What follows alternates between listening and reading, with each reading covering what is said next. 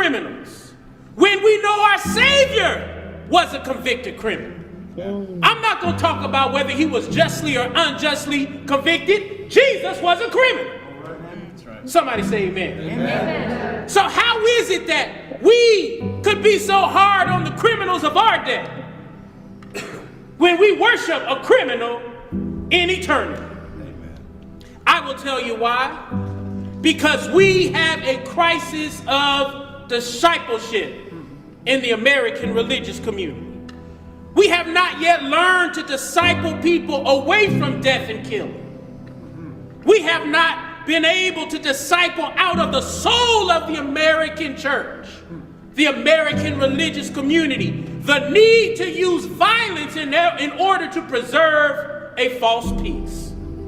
This is the crisis of discipleship that is in the American church, and we must repent and acknowledge that the problem is not out there, but the problem is in us. Amen. Indeed, the death penalty can only be abolished when the bloodthirsty among us, the church, lose our addiction to death and murder.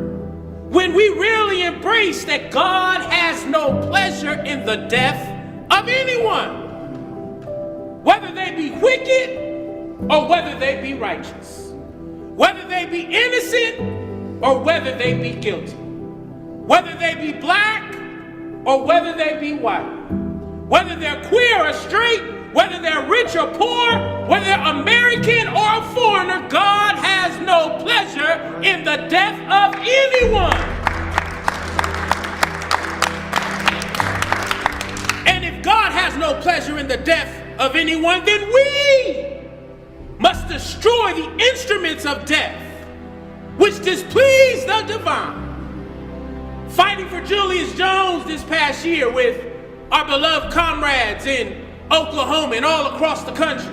Reverend C.C. Jones Davis, Antoinette Jones, Mama Jones, Keith Jossel, all of the comrades, all the homies, J.B. and Jess and all of these loved ones. I saw a coalition of liberals and conservatives, Democrats and Republicans, black, white, and everything in between.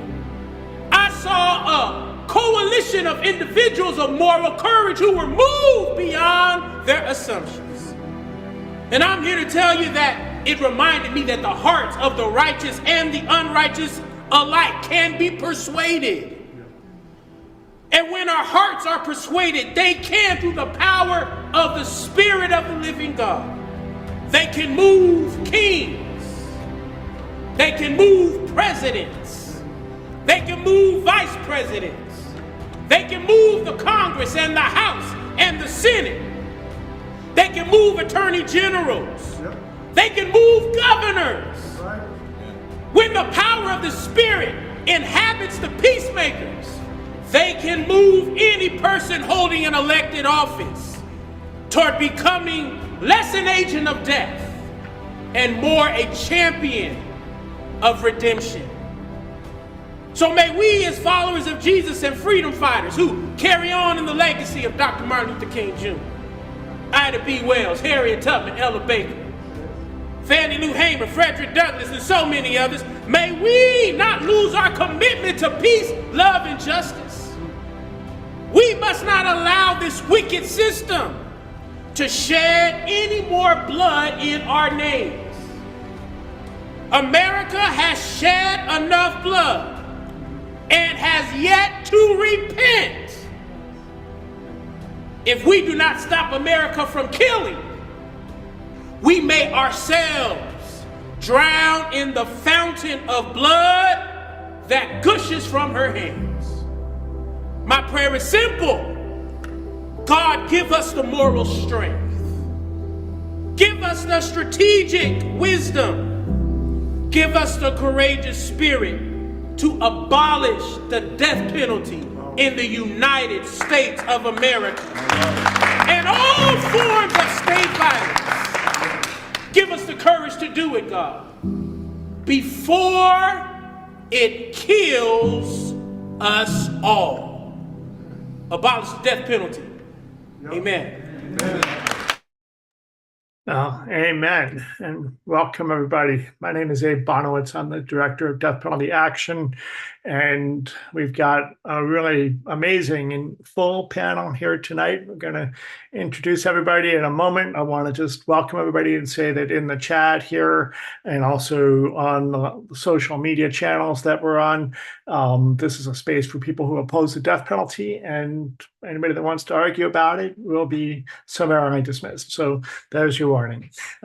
We are here tonight to celebrate Juneteenth, and we're going to hear a bit more about that. We've got this has been advertised as a celebration of the 1-year anniversary of freedom of Lamont Hunter, the last person released off of Ohio's death row. We're going to be hearing about that. We're going to be welcoming Lamont and celebrating, but we do want to have a couple of quick updates on a couple of things. So first, I'm just going to mention that today, a man named Kerry Max Cook became the most recent person to be exonerated, declared actually innocent, a very rare thing from the Texas Court of Criminal Appeals. He becomes the 198th person exonerated. He's been free. He, like Lamont, was offered the opportunity to face trial again. He faced trial 4 times. He was offered the opportunity to face trial again or take a plea. And there's the door. And that's what he chose to do way back more than 20 years ago. He spent 20 years on death row. Anyway, that happened today. We also had a development in the Melissa Lucio case, which was not what we were hoping for. And not bad news, but just more delay as the Texas Court of Criminal Appeals sent her case back down to the trial court for a bit more minutia before they get to the reality that there is no evidence of a crime in her case and she should be freed years ago. So there's that. Additionally, well, those are the main updates.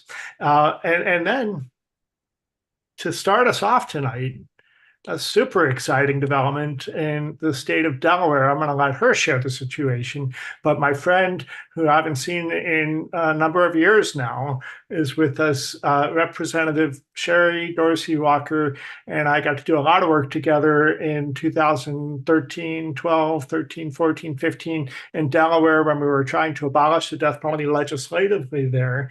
And then the U.S. Supreme Court ruled in the Hearst decision that you had to have a unanimous jury. Delaware didn't do that. The Delaware Supreme Court looked at the case and decided it was unconstitutional, but there's some cleanup to do and some more work to do. So last night, just about 26 hours ago now, I was able to watch live on the Delaware Legislative Hall live stream as Representative Dorsey called the bill to the floor, House Bill 70. And she's going to tell us about it in a little bit more.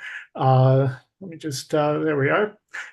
Sherry, welcome to Death Penalty Action and our Juneteenth celebration. You are, other than the good news about Kerry Max Cook, you're bringing us more good news, which we don't always get in this kind of case. So welcome, Representative Sherry Dorsey Walker, and candidate for governor, lieutenant governor, right? Yes, candidate for lieutenant governor as well. Good evening, everyone, and happy Juneteenth. What a way to celebrate Juneteenth. House Bill 70. I'll tell you a little bit of history with that bill. Abe Bonowitz, Horace Knight, Bishop Aretha Morton, the late Bishop Aretha Morton, Senator Karen Peterson, Representative Sean Lynn. The list is voluminous. And several advocates all up and down the state fought feverishly so we could get House Bill 70 to the floor. The issue was I don't set the agenda. So I had to go to leadership and explain to leadership that I had my votes. Leadership said, okay, because 2 Democrats were not going to be voting for it, retired law enforcement. And Abe knows, and many of you who are on here know that we were not going to make the concession of if a police officer is killed, then the individual who committed the crime would get the death penalty. We feel that every life matters. Black lives, Hispanic lives, white lives. And we feel that no, we should not have that provision. So it took years. But when the vote was called yesterday, and there's a gentleman who is a very conservative individual, and he voted yes, and he's pretty high up on the list due to his last name, Representative Richard Collins. He voted yes, and 8 Republicans voted yes. I knew I had 3, but the other 5, which is God's number of grace, and 8 is God's number of new beginnings, because we have to go there after what we just heard. I almost fell on the floor because when you're doing the roll call, you're still standing and waiting for the vote.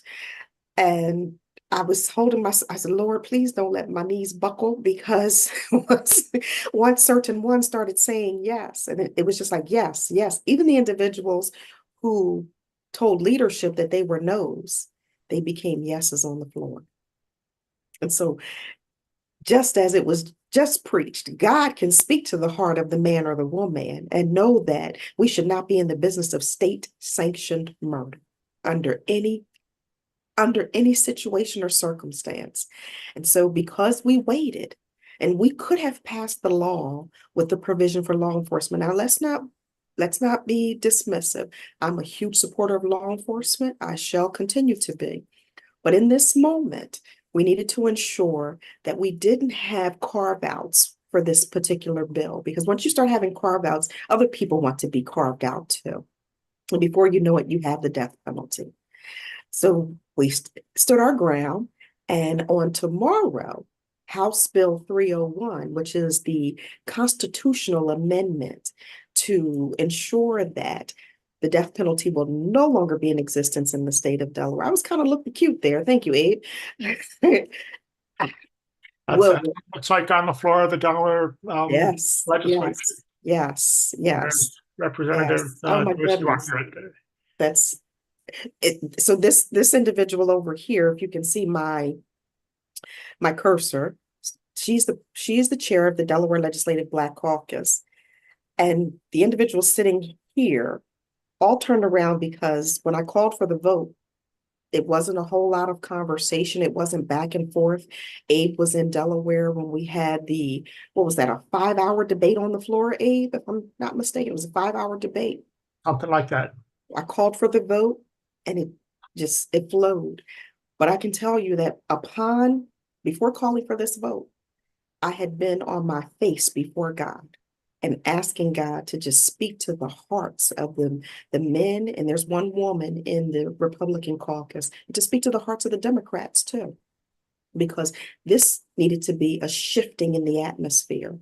So the vote was 33-8, 33 yeses, 8 noes, and yes, yes, Reverend Risher. So it's just by God's grace and mercy, we were able to pass that bill on yesterday. It's in the Senate now, and House Bill 301 will be on the floor tomorrow. My speaker just sent a text earlier asking those in the Republican caucus. She said, give me the names of those who are going to be voting for the constitutional amendment, because we need 28 votes. And as you heard me state a little earlier, we had 33 votes for yes.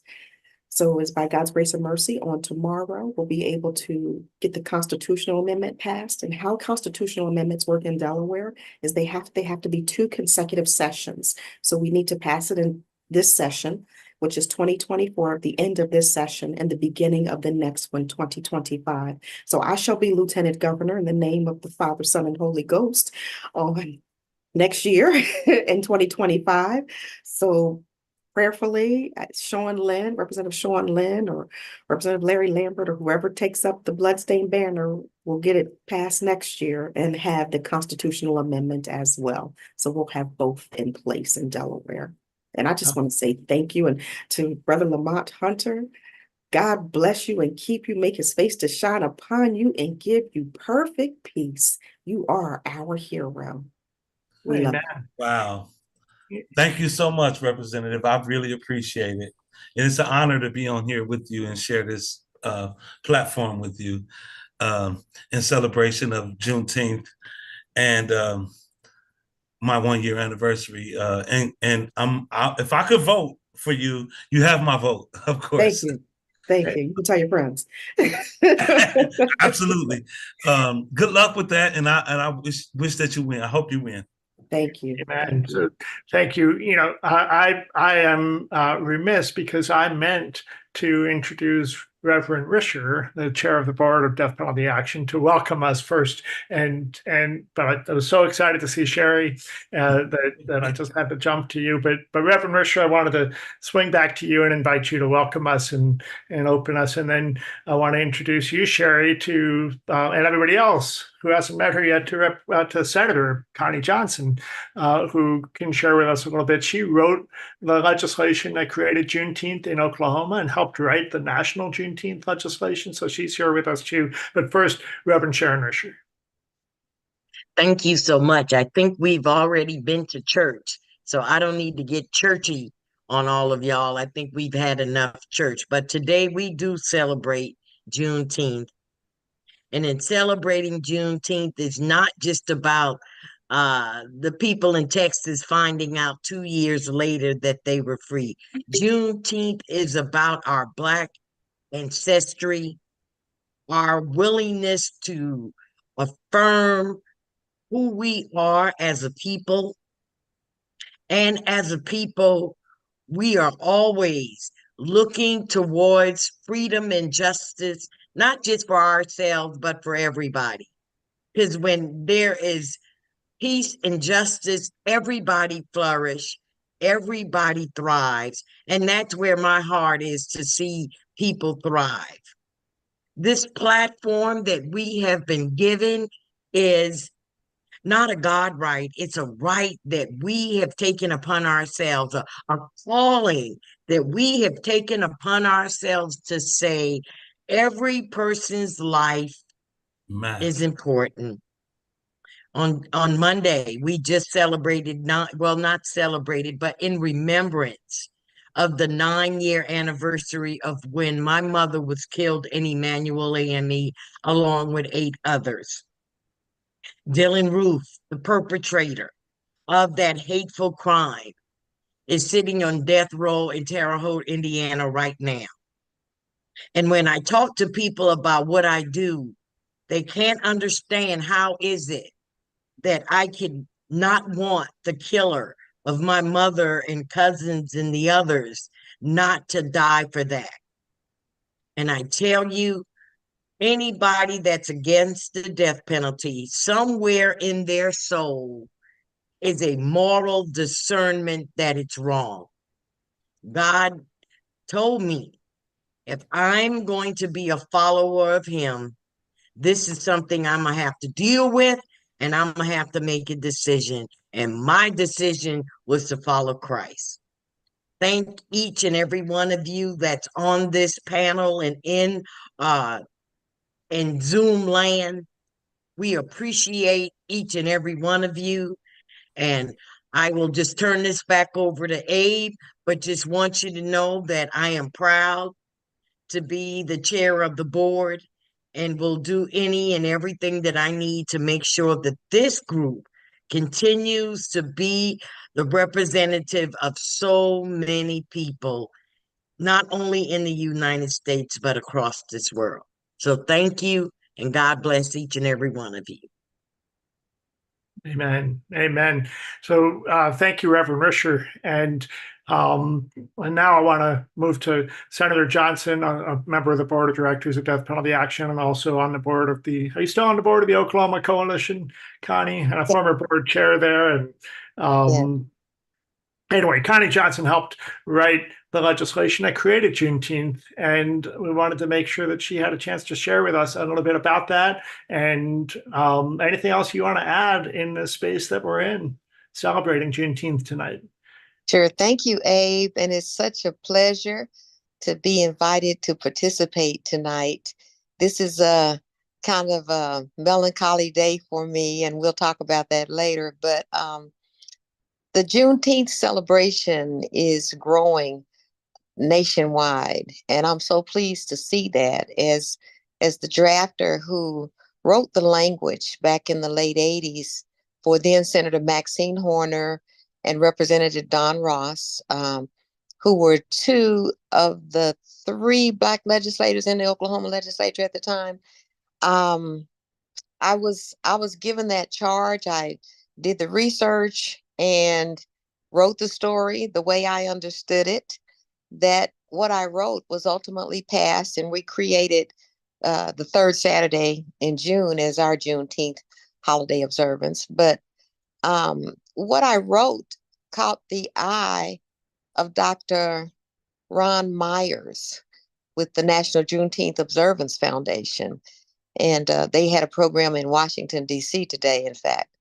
But I got involved with the National Juneteenth Observance Foundation and subsequently was one of the principal writers for the national holiday bill. And the next thing in store is a commemorative coin that is being developed right now. But just what I learned from the time I wrote that bill to now has expanded so much, and I'm so pleased to be celebrating the anniversary of the exoneration, the freedom, the freeing of a person from death row.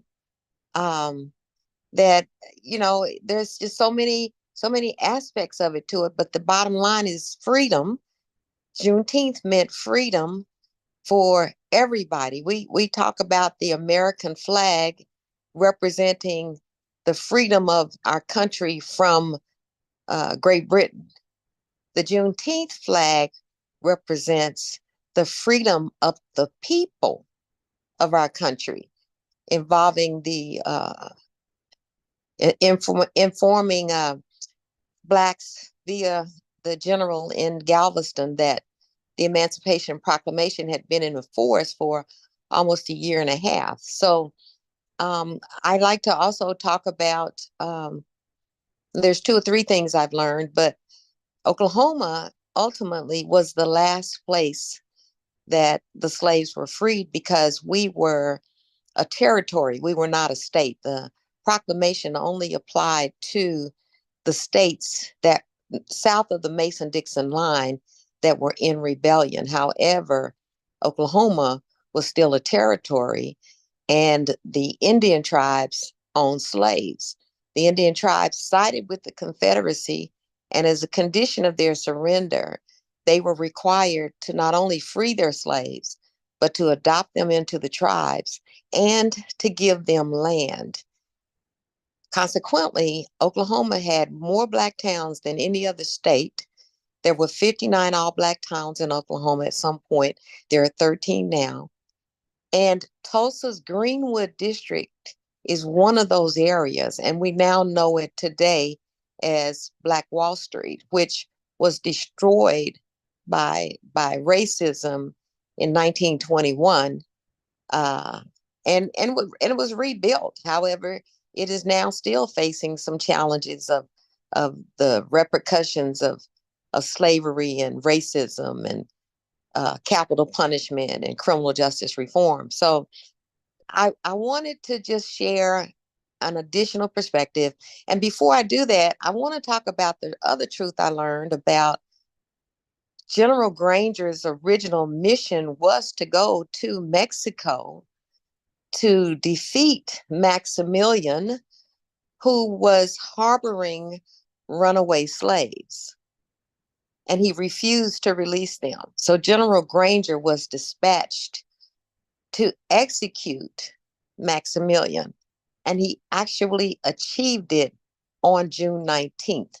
A lot of people don't realize the history surrounding that, and I've got to do more studying myself to get into that. But as you know, it was the colored troops in the Army, and the Army is the oldest branch of the service, who forced General Granger to stop, along with God, who caused the storm to be there, to be in the Gulf Coast, that forced General Granger to stop. But the colored troops convinced him to stop in Galveston and tell the slaves and enforce it's not just about telling the slaves, but as an arm of the President of the United States, Abraham Lincoln, to enforce the proclamation.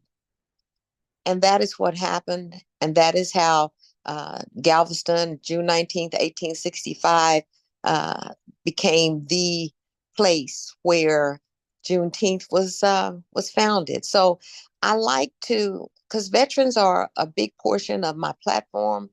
I'm concerned about, in Oklahoma, we lead the nation in the number of veteran suicides, and on average, there are 22 a day. But it was the veterans who played a significant role in this holiday we now celebrate as Juneteenth. And I want to just raise awareness about their role among us as a people, ask other people to share it, and let's celebrate veterans every chance we get. But certainly because of their efforts that led to our freedom, a freedom that is best observed by voting. And so I've dedicated the last 10 years of my life to ensuring that my people understand the importance of voting, and that we're giving them strategies about ways to guarantee their votes.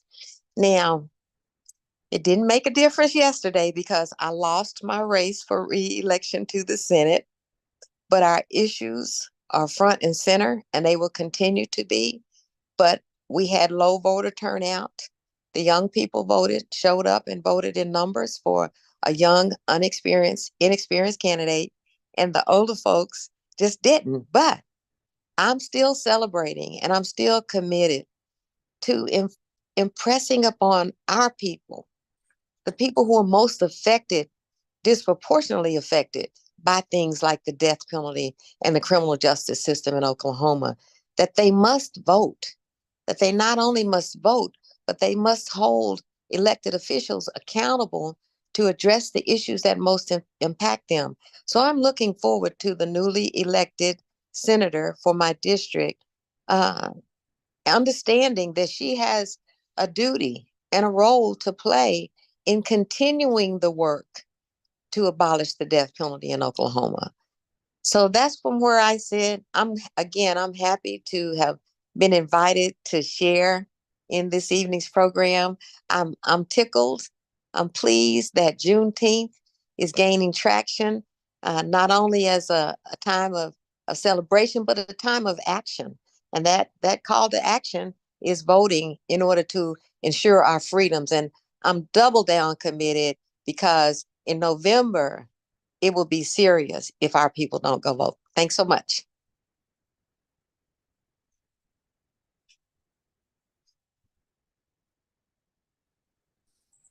Abe, you're muted. I thought it was just. Of course. I wanted to say amen. And in the chat here, and I'm going to ask Ali to put this on the Facebook stream. But I put a link to Representative Sherry Dorsey Walker's legislative page, and also Senator Connie Johnson's campaign page. And I want to say we're a nonprofit. We can't endorse candidates. We ask people to vote their values. So if you see candidates that are expressing values that you appreciate, that's how you pick and choose who to vote for from a death penalty action perspective. I personally, taking off my death penalty hat, am a donor to each of the campaigns that we have seen, and I encourage that sort of behavior as well.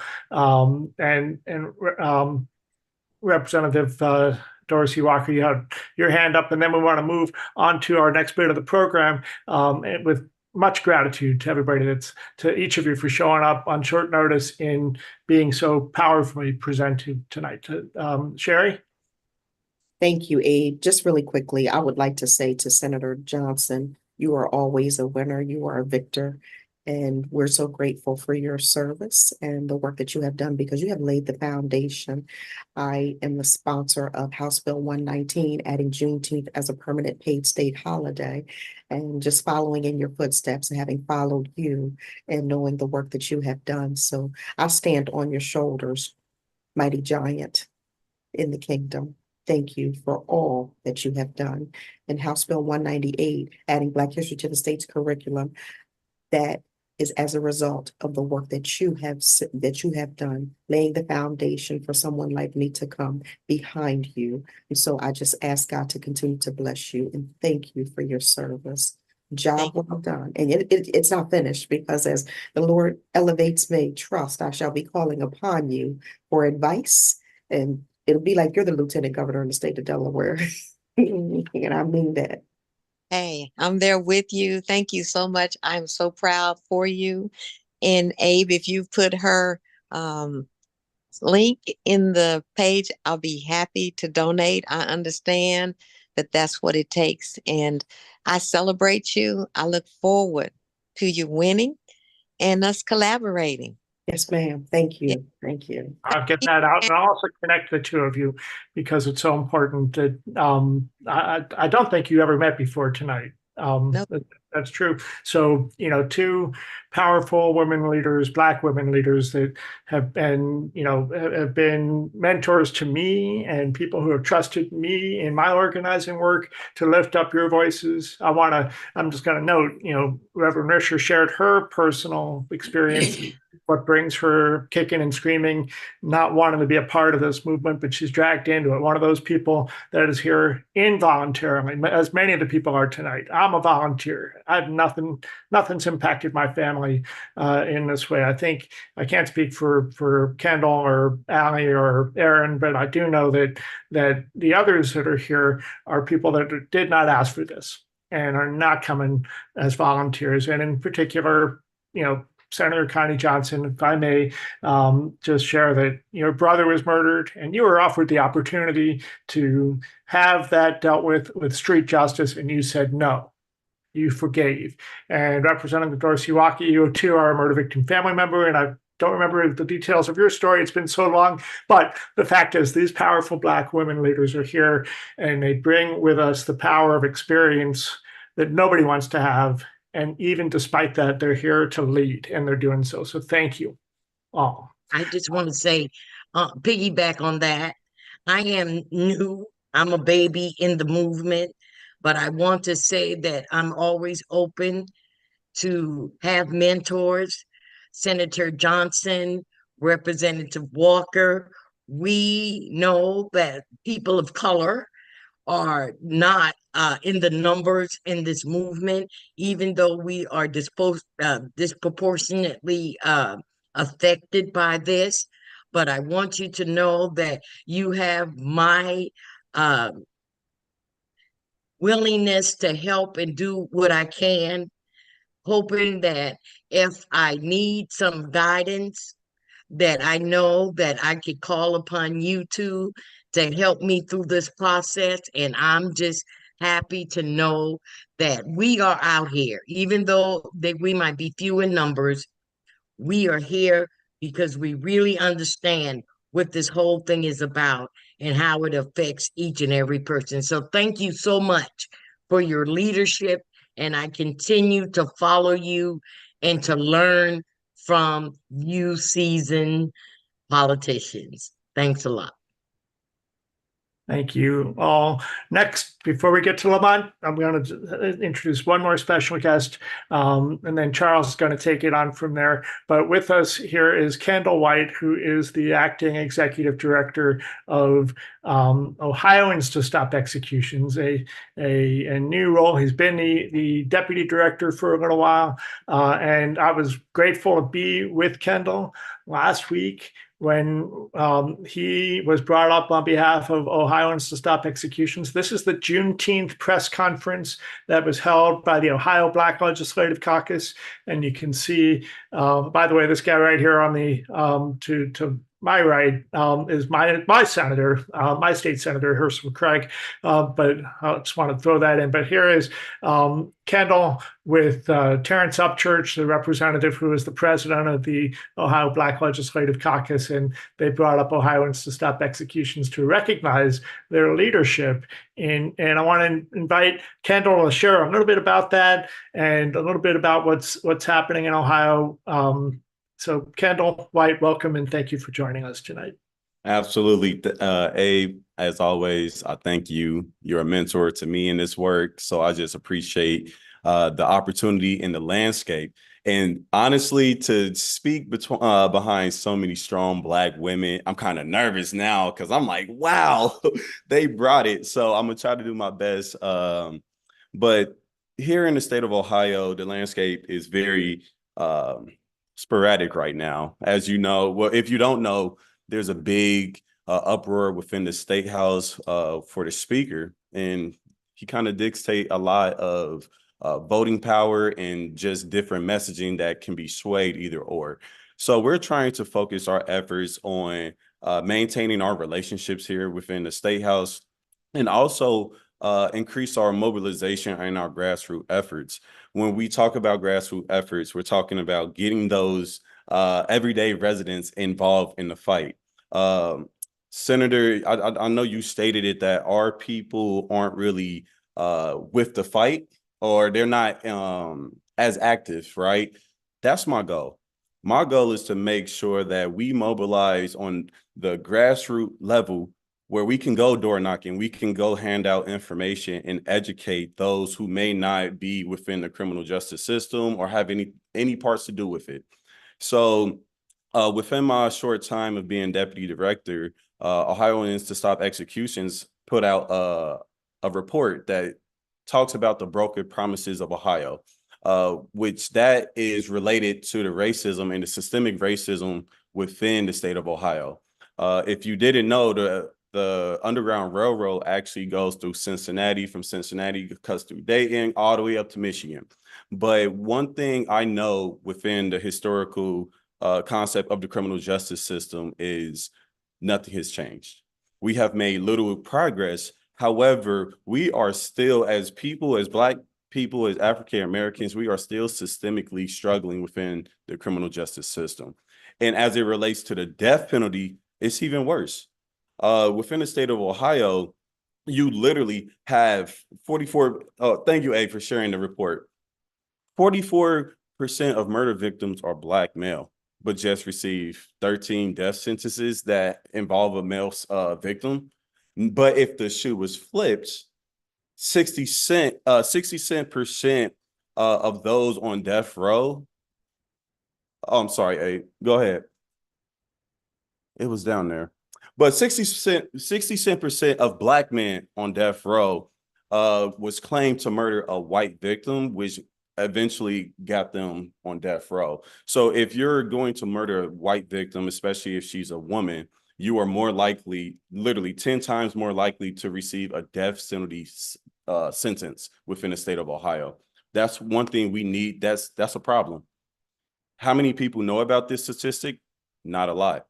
That's why we have this information here for our residents to read, for our state legislators to read, understand how these systems are corrupting our Black men, especially when you look at it, 50% of those that was on sentence to a death penalty sentence, they was only 25 or younger at the time. You know, out of our 11 exonerees, 8 of them are Black men. You know, and Lamont Hunter, I know you have time later, but I'm so blessed to be on a platform with you as well, to speak to you and learn your story, because this is a problem. We have innocent people, innocent lives on death row every single day. Collectively, out of those 11 men, they served collectively over 200 years. That is insanity. And that's just 11 people. We have 140 people on death row in the state of Ohio. I wonder how much time they invested within a criminal justice system that was broken, that didn't take the time out to have a full investigation, that didn't take the time out to listen and hear this witness stories or the truth, to even find the truth. You know, I had an opportunity to meet Charles Keefe. He's actually on the panel as well. And to see how this brother is fighting, to see how all these leaders are fighting to just get the smallest percent of momentum. I respect you, brother, because that is a long fight, but I am here with you, and I'm going to use all my resources to make sure that pardon on the governor's desk gets approved, and we get that man out of there, because at the end of the day, that's what we're here to do. We're here to fight. We're here to mobilize. We're here to help. We're here to educate. And if anything, if you take away from this conversation, is make sure you spread the message, because it starts with us. All it takes sometimes within a scenery is for someone to just bring up the situation, bring up the idea, talk for what you believe in. You know, if you have an idea, sometimes somebody told me the quietest person in the room is usually the smartest, but sometimes you can't show how smart you are unless you say something, you know? And that's why we are here to mobilize, to give that inspiration. Because if we don't do it, the fight ends. It goes quiet. Then we have no momentum at all. So to keep being consistent, to keep showing results, to keep showing love. And even when we take the small wins, we have to take it. Because as you know, as we work within the State House, sometimes the schedule gets pushed behind. Sometimes meetings get canceled. We all know what happens. You know, sometimes people just get really, really busy and forget. But it's our job to keep the motivation going, keep this ball rolling. It's our job to be the forward focus, because if we're not, who's going to be there? So I don't want to take up too much time. Abe, again, I thank you. I thank everybody on this call that is doing the work, because it's needed. It's a lot of broken promises that we kind of develop when we think about voting, right? I have a lot of younger peers that says voting doesn't work. It doesn't change anything. I say, how do you know? Did you vote? Oh, you didn't. So you didn't vote. So how you know you can't change anything? Because I've seen a representative lose by 1 vote. And that can literally change the whole nature of how you get benefits. On who gets this long sentence and who doesn't. How many incarceration systems is going to be continually be broken because there's no funds going into the jails. There's no programming going. And these are all by people we vote for. This is all by the messages we carry. So I encourage you all, continue to talk conversation. It doesn't stop here on this panel, but we're going to continue to carry this conversation into the everyday neighborhoods that we live in, so we can make that change. And I promise you will see results. So thank you, Abe. Thank you, everybody, for allowing me to speak. And that's it for me. Amen, Kendall. Thank you so much. I did share the link to the Ohioans to Stop Executions webpage. And that's where, and also you should have the link in there to the report where people can look at that. And thank you also for mentioning Kevin Keith and Charles. I want to hand it over to Charles now because he is the Impacted Communities Liaison for Death Penalty Action, as the brother of somebody who's been on death row, as a murder victim family member as well. And he's going to introduce our main speakers tonight, Lamont Hunter and Erin Barnhart, and carry the conversation forward. So Charles Keith. How are you out there? Charles Keith here, Impacted Communities Liaison for Death Penalty Action. I'm sitting here with some of my nephews. You know, I believe in the future. I'm trying to teach our youth. Sometimes it's very difficult to get in touch or get through to some of the older people. You know, they've already pretty well set in the way they feel, but I'm telling these guys they're part of that future. And I try to include them in some of the things that's going on, especially with the death penalty, when they're more than likely end up being a victim themselves on either side, whether it's the death penalty or to be murdered. As our family has gone through this for 32 years, having a brother murdered and, you know, that crime not being solved, but that problem, that burden being on our family so that we can't enjoy ourselves. We can't enjoy our family outings, you know, because there's always a brother missing. And then we have a brother that's on death row, that was on death row for 16 years. Now he's doing life without parole and fighting life without parole. It's just unbelievable, you know, unbelievable. And, you know, I was telling Abe one time, I says, Abe, you know, all this system, this criminal justice system is starting to sound awful familiar to me. It's looking very familiar.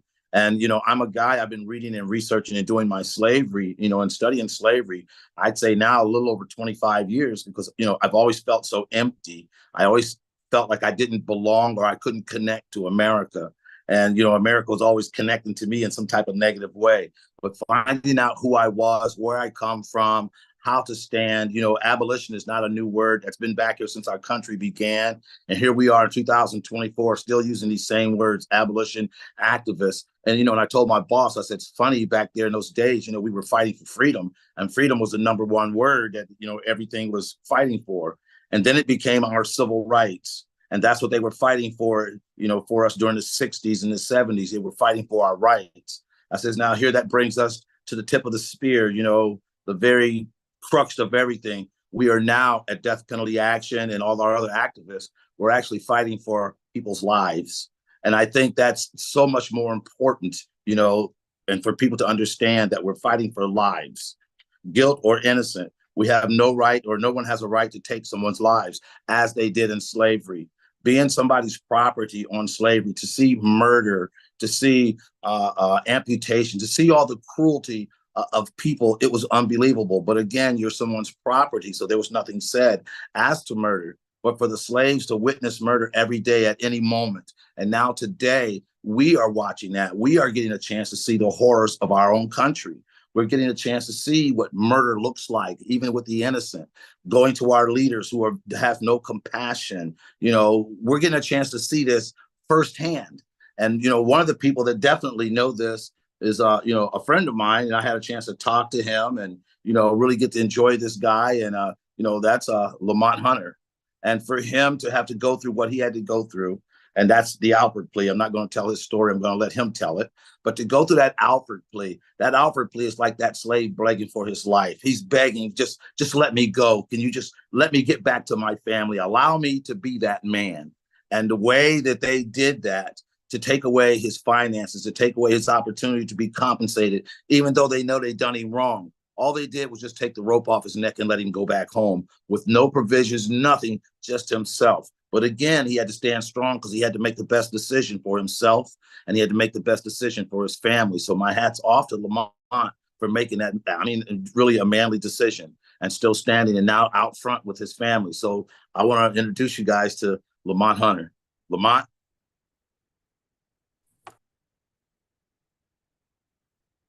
Myself. Can you hear me? Yeah. Charles, hey, I appreciate that, man. I consider you a dear friend as well, man. And wow, this is humbling. It's humbling. A year of freedom after the journey I've been on, of being wrongfully incarcerated, wrongfully convicted, sentenced to death, and sitting on death row. To be here right now, it's humbling. It's humbling. That's the word that keeps coming to me for some reason. That Alford, that plea that I took, it was forced on me, of course, but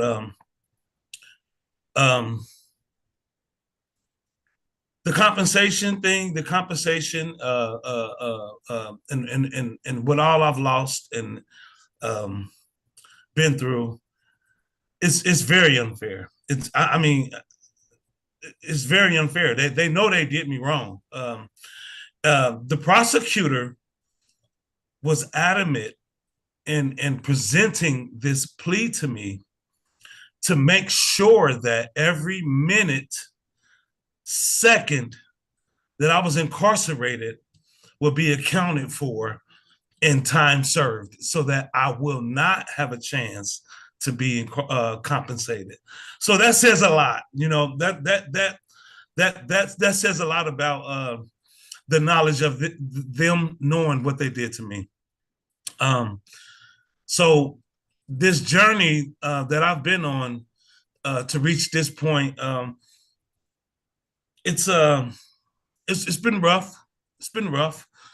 It's had some blessings as well. Man, I don't know where to start right now. I'm just listening to everybody and the climate of what's going on around the country, with the victories in certain states, and the losses in certain states. It's hard to celebrate a victory when they just executed somebody in another state. You know what I mean? So that's Yes. why. But Lamont, can I ask what? Lamont, there was a guy that was just exonerated. So we see that exonerations do happen, Of course. even yourself, even through that. But could you take us through your story? Make us feel Lamont. You know, the joy of, you getting out, the pain of sitting there, knowing that you're innocent, the struggle that your family had to go through. See, we're talking family stuff. This didn't just happen to Lamont. It happened to everybody that was connected to Lamont. Absolutely. Show them how this system, how it hurt your family and other families. That's where we're at. Absolutely. Well, the only way I know how to do that is to go back to the beginning, where this began. So rewind back to 2006, January 19th. A typical day in my life was getting started. Woke up to get the day started. My girlfriend at the time was getting up and going to work, getting her day started, getting ready for work. I was on the off season at my job. I did seal coating work. We don't work during the winter months. Well, there's work, but it's hanging holiday lights and stuff like that, crack filling and stuff like that. I just chose to draw unemployment during the off season. So I'm home during the winter months. And a typical day, like I said, we're getting up, getting ready, getting our day started, get up, get the boys ready. She had 3 sons and my baby girl, Trinity. So she get up and get off to work, and I get up and get the boys off to school. There was one of our sons was 3 years old. He wasn't in school. He stayed home with us, trusting. And my 9-month-old daughter, Trinity, was home. So I get the boys off to school and just get my day started, getting on with chores. I get Trustin situated in the living room with something to eat, some breakfast, and he wanted to watch his favorite movie, which was Jurassic Park. He loved dinosaurs and trains. So I did that. I got him situated, got his movie on. And so I get on about my day and doing my chores. I started with the laundry, which I had left off from the night before. And so I take my daughter, 9-month-old Trinity, downstairs with me after I got Trustin situated. And while I'm downstairs getting ready to get the laundry together, I hear some footsteps, and running across the floor over my head. And then all of a sudden I hear Trustin. I learned that it was Trustin. He took a tumble down the steps. So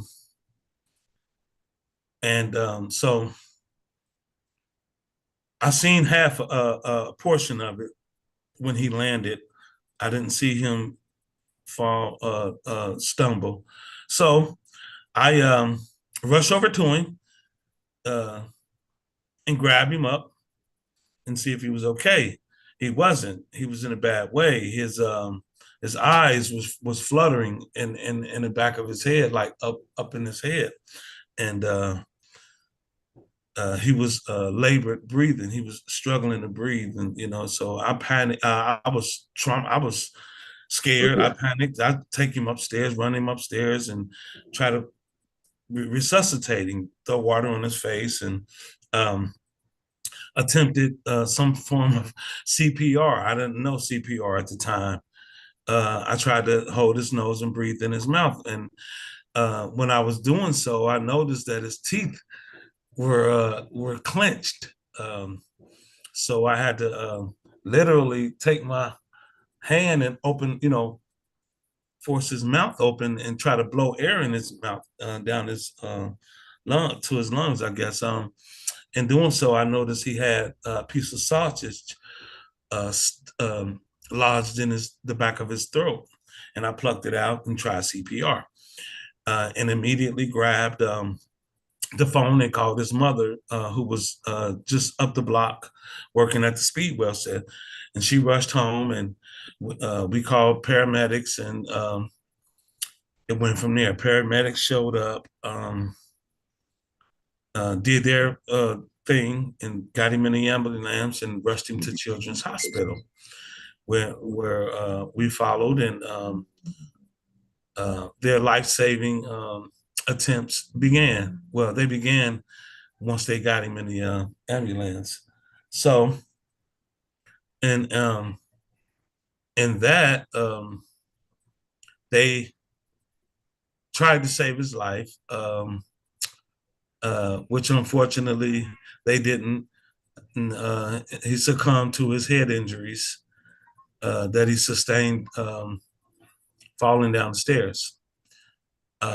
Then 2 days later, I get a message, a phone call from detectives saying that they would like to talk to me, and there's a warrant out for my arrest. Wow.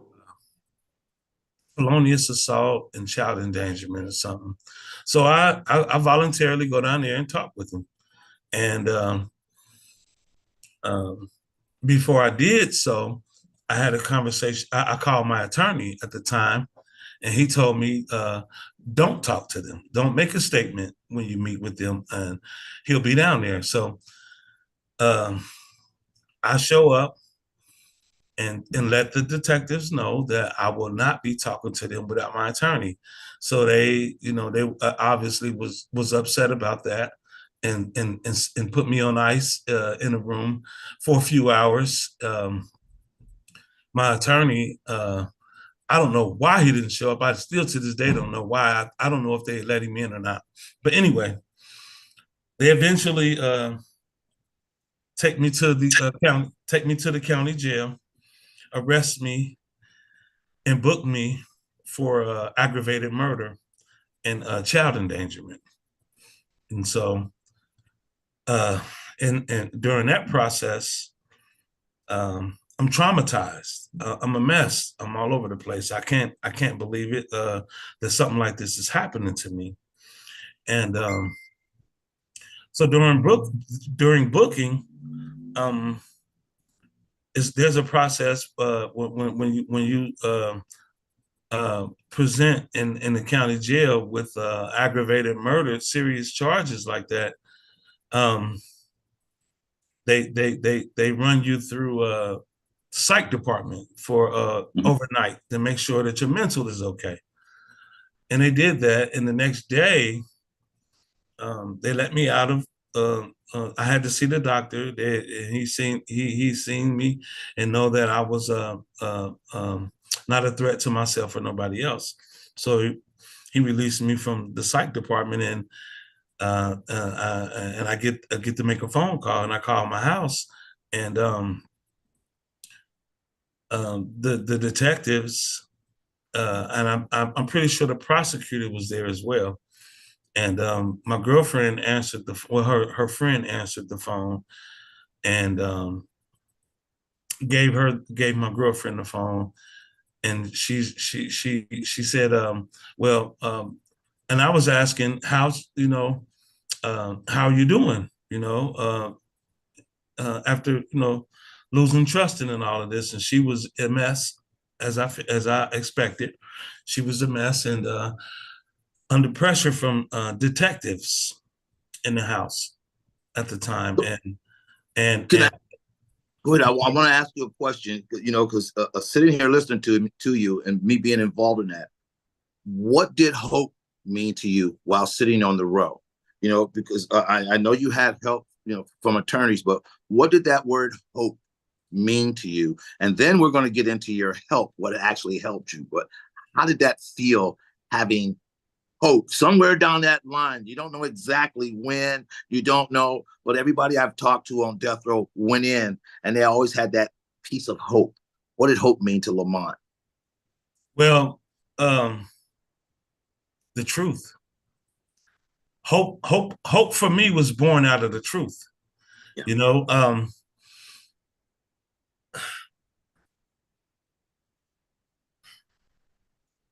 The truth, Charles, is a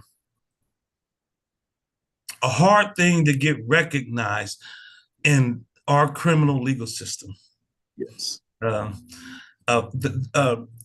powers that be, who are in control of our criminal legal system in this country, are not interested in the truth. That's right. They're interested in statistics, conviction rates, and such. So I knew what I was up against especially after I was convicted, and even more so after I was sentenced to death. So the truth is what hope was born out of for me. Yeah. And my faith. In my faith, I have a strong sense of faith that was embedded in me as a child. Right there, at that piece, Lamont, of hope, I'd like to introduce your help, who helped you with that hope. And then I want to come back to you, but I want to get your attorney in there. I want to. I'm going. I'm going. That's where I'm going. I'm leading to that. So, okay. Hope was always there. Hope was always there. Because for me, like I said, it was born out of truth. But it's hard, like I just said, it's hard to get the legal system to acknowledge the truth. So after going through my layers of appeals, state appeals, and then crossing the threshold into federal appeals, habeas corpus, is where I met the amazing Erin Barnhart, which is my advocate, my friend, an honorary family member. Let my mother tell it. She sent you a card too. It's on the way, Erin. Okay. Can we have Erin just for a minute right there, because I see that smile. I saw that connection. You know, the two of you, if nobody else is connected on this Zoom, the two of you are connected. So, Absolutely. So, heard you, Lamont. Absolutely. I want to hear that piece of hope and now this piece of help to help that hope come through. I'd like to introduce Erin Barnhart, the lady that's responsible for helping Lamont get out of prison. The amazing. One part of the team. That's all right. Go ahead and represent. The most important part. Yeah. I might add. Go ahead, Erin. We'd like to hear from you. We'd like to hear when you met Lamont. We'd like to hear, when you first, you heard his story and what made his story believable to you. And I understand about zest and zeal with attorneys. And after so many years, attorneys literally burn out. They don't have that zest nor that zeal, to continue to fight for their defendants. You literally burn out. They've broken you down from a rock of stone into dust. I noticed that you were able to continue on. You were able to continue to fight with Lamont. Tell us how that fight was. Yeah. I've been doing this work about 14 years now, and I was stunned when I started at how many innocent clients I had. I had no idea.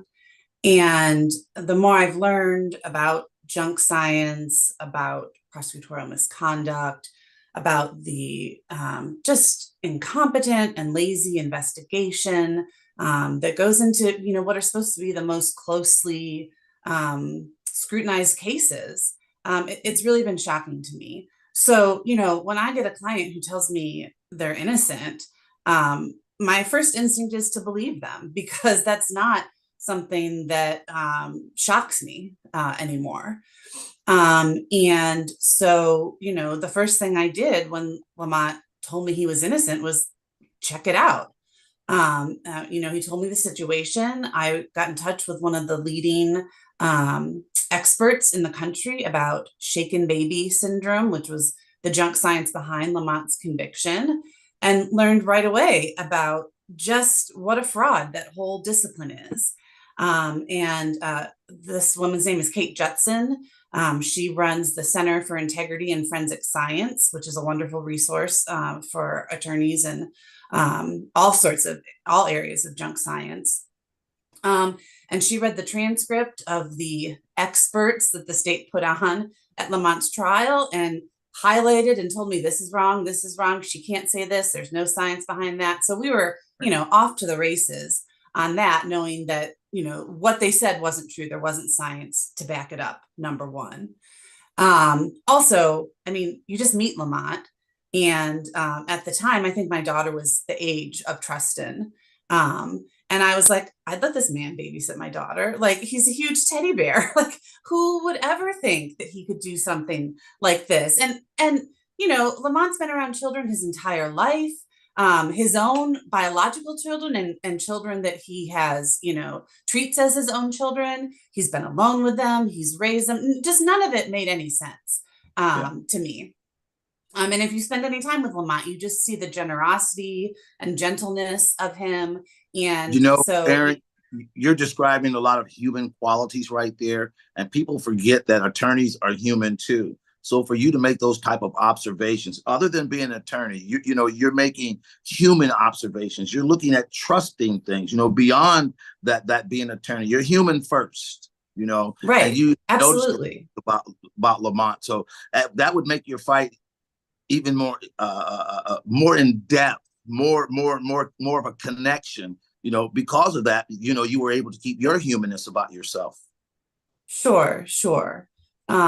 Yeah, I mean, I see the humanity in all of my clients, quite frankly. And sometimes it's a little harder to access because of trauma, you know, mental illness, that kind of, you know, intellectual disability. I mean, that's wasn't the case with Lamont. He can, you know, he can talk to a doorknob and probably get it to like him. But well, so anyway, so we started doing that, and then an amazing investigator on our team, Pam Swanson, who's since retired, is probably the first person who's ever bothered to look through the medical records in Lamont's case, because his trial attorney certainly didn't, and he didn't hire any experts to assist him in looking through the records. And when she did that, she found kind of, you know, what cracked things open was an explanation for the injuries that were used to charge Lamont with rape in the case. There were these 3 puncture wounds in Trustin's rectum that they said Lamont must have, you know, inflicted on him. That was the state's theory, that he abused Trustin and then, you know, somehow, you know, beat him or swung him around to kill him after that. Well, as it turns out, in the emergency room, when Trustin first arrived, the personnel were unsuccessful in attempting to take his temperature with a rectal thermometer 3 times. And no blood was observed until after that happened. And so, and as it turns out, you know, when we showed the coroner who performed the autopsy in this case, those records, she immediately changed her opinion and said, oh, this is the cause of those wounds. This wasn't a sexual assault. So, you know, it was so frustrating, because someone had just done the bare minimum job and looked at the relevant records, we might not ever have been here, right? But they didn't. And so fortunately we did. And we also, you know, gathered all of the evidence we needed to show why, unlike what the state's experts said, absolutely this fall down the stairs could have accounted for the injuries that killed Trustin.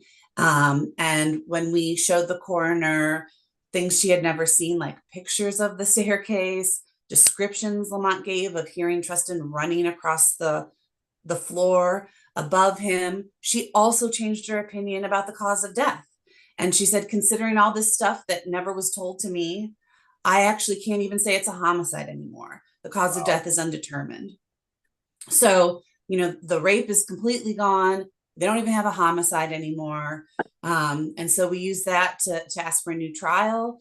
And the prosecutor's office, not only could they not fight it, they joined our motion. And they said, absolutely, you know, this man deserves a new trial. So we got rid of his conviction, got rid of his death sentence.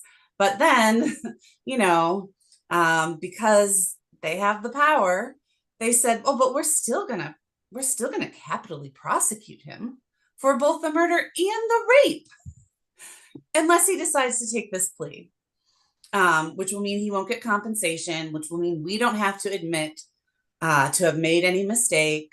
You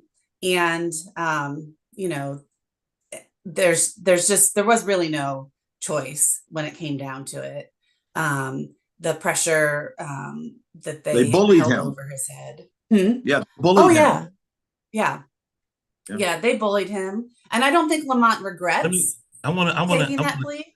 Yeah, go ahead. they weaponized my freedom against me in that bully attempt. That's all I want to say. I'm gonna let They Erin. weaponized your Hey, I'd have freedom. done it, hey, bro.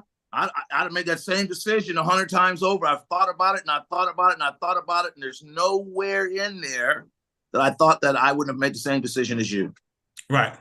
They weaponized Lamont's family against him. Yes. They fought to keep Lamont in the jail. They didn't even want to let him out on bond pre-trial. And we fought them and we won. And we convinced the judge that they hadn't met their burden to keep him in. But the judge set a ridiculously high bond of $500,000. And even if Lamont's family, who've spent the last almost 2 decades supporting him while he's been in prison, not earning any income, buying him clothing and commissary and paying for phone calls and visits, so they don't have a dime to spare. Even if they could meet that, the state convinced the judge to also say that while he was on pretrial bond, Lamont could not be around any children under the age of 18. And Lamont had half a dozen new grandchildren who he'd never met, never gotten to hold. That was as good as still being in prison for him. Yeah. And so, they weaponized those family relationships against him. And unless he took that plea, he wasn't going to be able to hold his own grandchildren in his office. His freedom came with a consequence. Of course. Rather than with a reward where he should have been compensated, it came with a consequence and a condition. Of course, the Hamilton County Prosecutor's Office knows exactly the conditions that county inmates are under, and at this time, they were severely, I don't know what it is now, but they were severely understaffed. So therefore, they locked down almost 23 hours a day, almost, and you don't have access to the phone, video visits from your family. So it's just pressure. It's just pressure, especially on and I'm not minimizing nobody else that's on the charge in the county in the county jail, but from my perspective and what I was facing, coming from death row,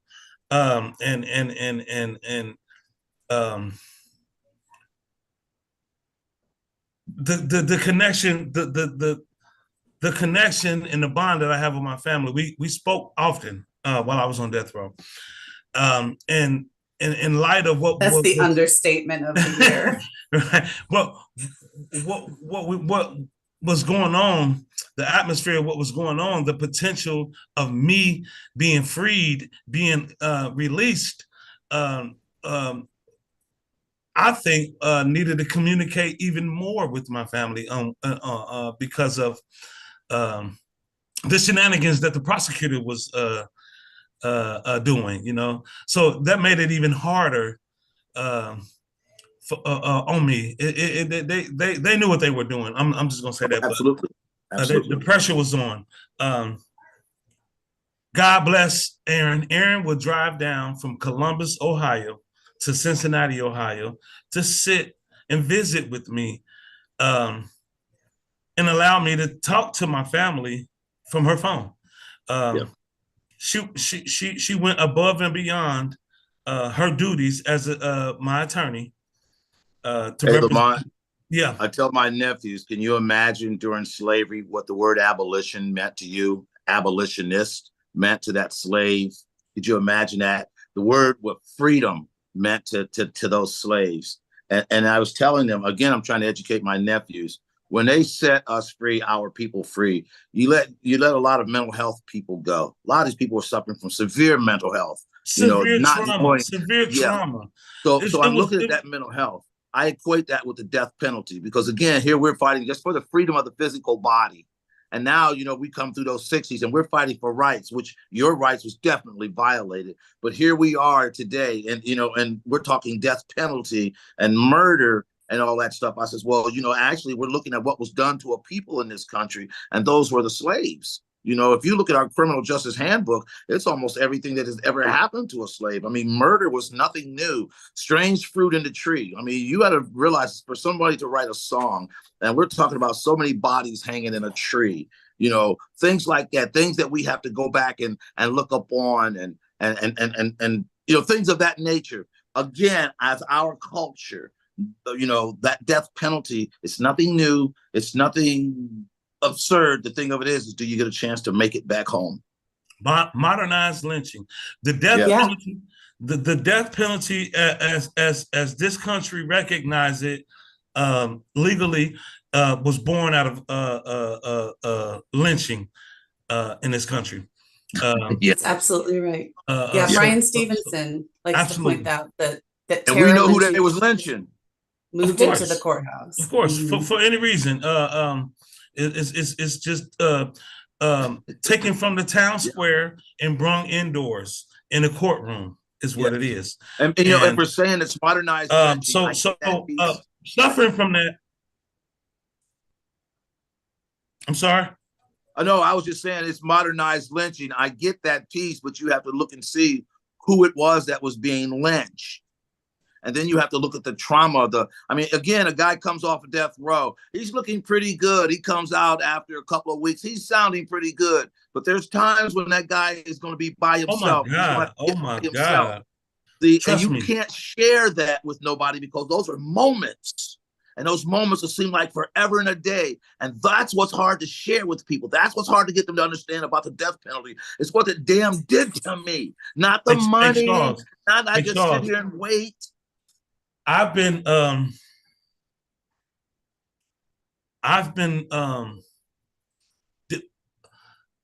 suffering from post-traumatic stress disorder and the effects that this has had on my family, man. I feel that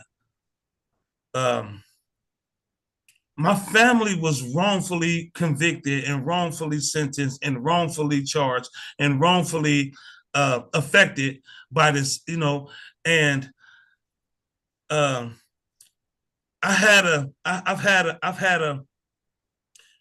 a couple of conversations with my big sister recently, and she's shown concern about me and how I have been secluding myself from the family. Yes. From the family. And she was like, Lamont, that's not you. You are the most outgoing person I know.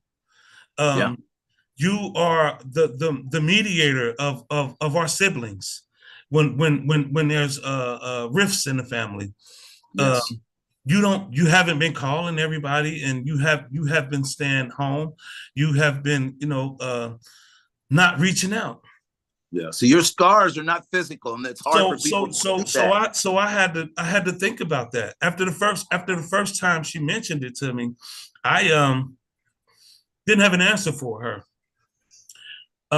Until after I had to sit on it and think about it and contemplate it. And so the second time I told her, I said, well, Debbie, you're right. You are right. This is how I've been behaving. And it's for a reason. I'm traumatized. Yeah.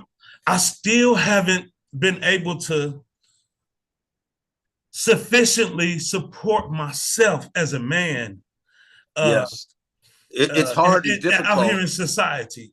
And it's that difficult. was never me. I've never, all my life, I have been an independent. I've always supported myself and my sisters and my nieces and nephews and my children. I've always been generous. I've always helped everybody. I've been independent.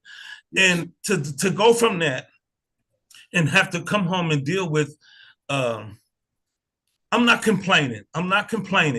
It's just the nature of what I'm dealing with.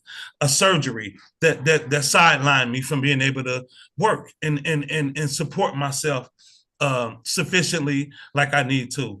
That's the most humbling for me for me. Let me tell you what my brother said. When he was on death row, he says, Chuck, there's a ghost that travels around with me. It's there all the time. And he says, I can't share it with you. Well, and here you are, where you're saying you're isolating yourself and moving away from your family because see, you have that ghost. You know what it feels like to have been in. This And is what it is, all Charles. the particulars. This is what it is, Charles. I feel like my family has suffered the trauma of what has happened to us long enough.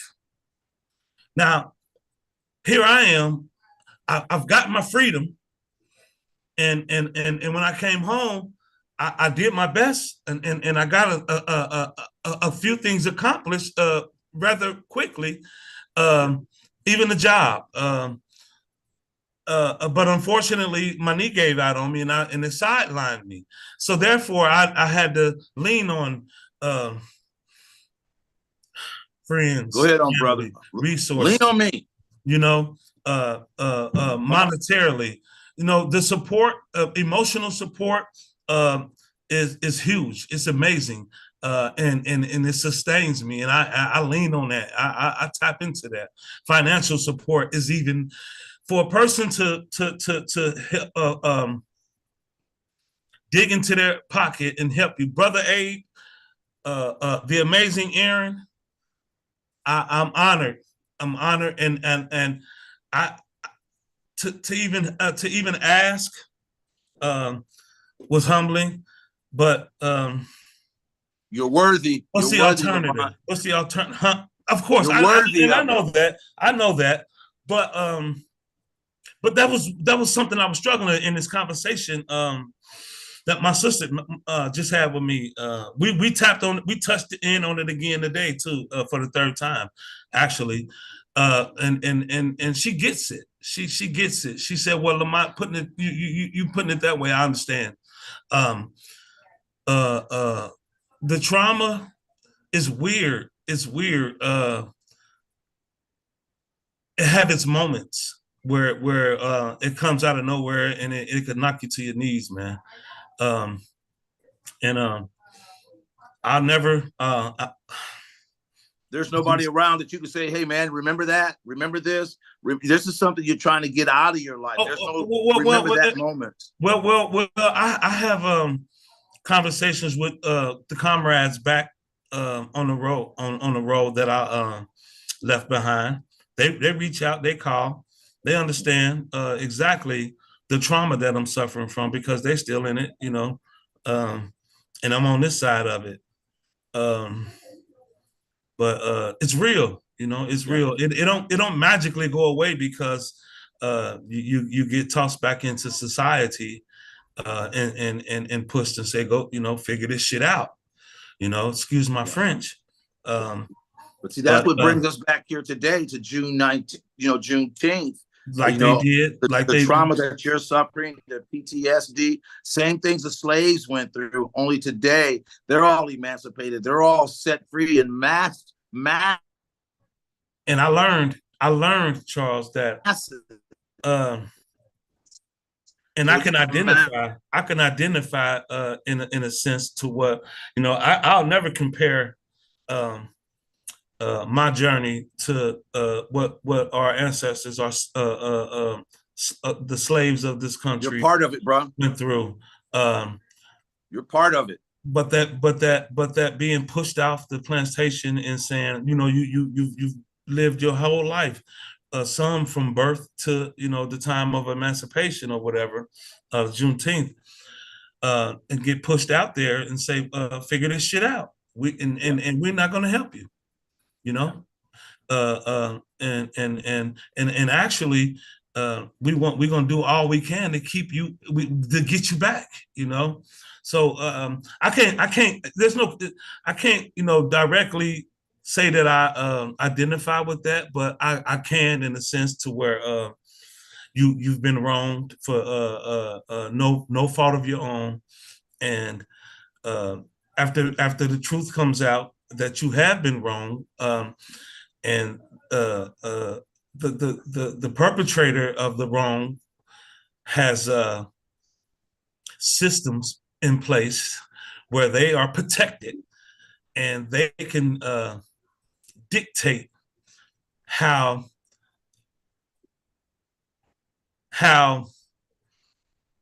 you are. I can't use the word exonerated. I wasn't exonerated. Even vindicated. I can't even use the word vindicated. Hey man, I'll accept anyone you throw at me, because use the word innocent. Yeah, they acknowledge that they fucked up, and the coroner, I don't want to. I'm trying to choose my words right, but for them to even in acknowledging that wrong, say, so what? Take your ass on and figure your life out, and we don't care, you know. Yeah. So yes, it's and to be here, the significance of doing this Zoom on Juneteenth in my 1 year anniversary is amazing in itself, but it's one of the also other things that we want to go ahead, Lamont. Go ahead. Okay, but it's also traumatizing.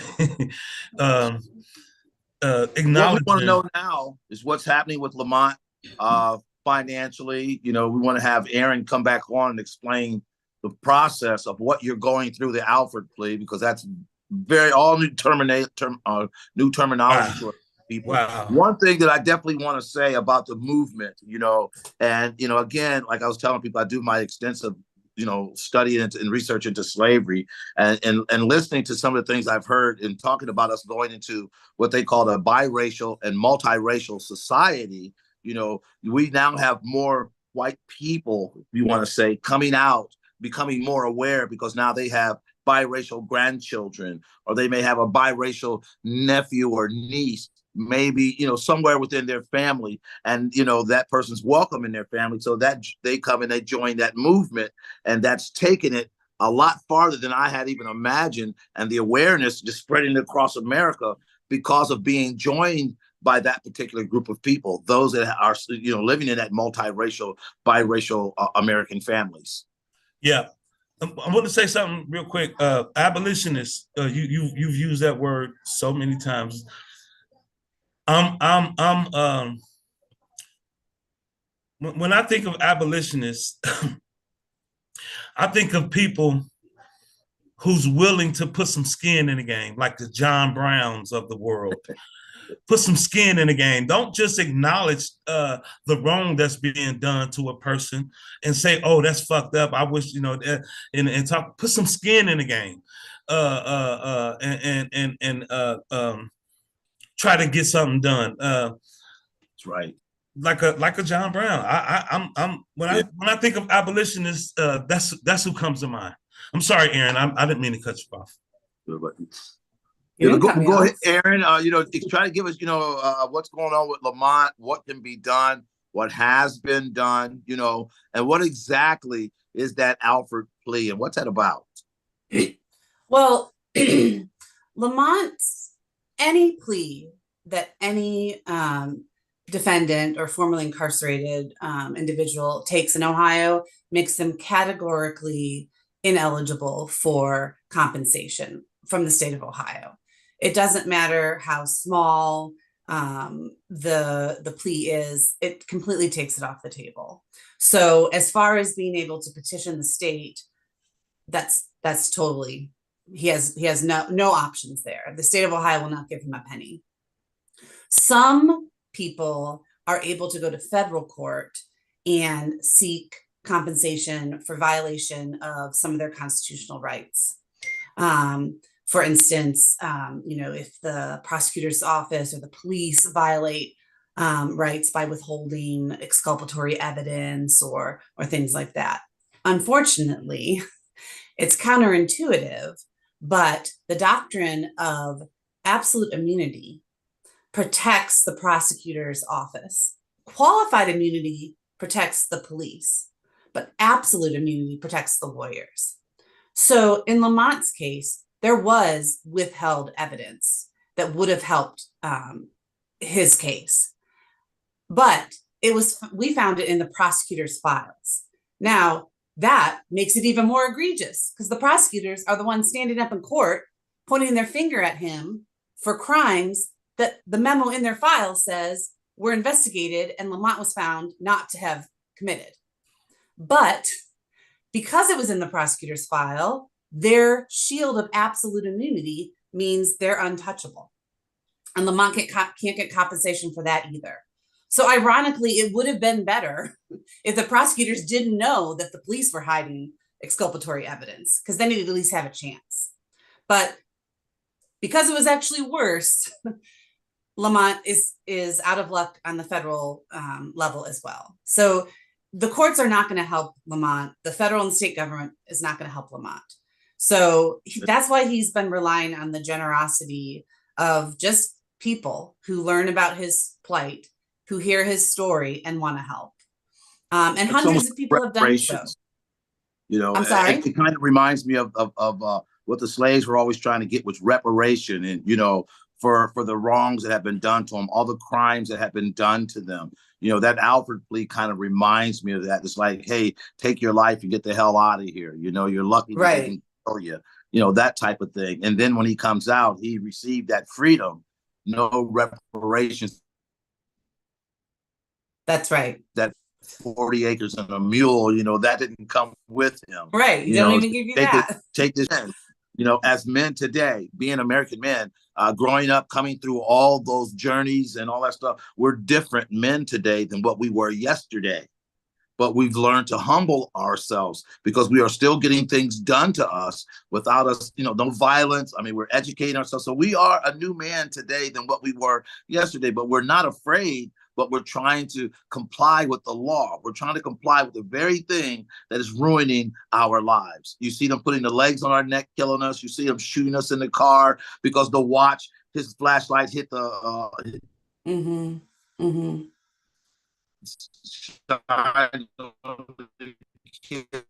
watch, and so many different reasons for everyone to be so quickly to kill a particular male. And that's something in our country,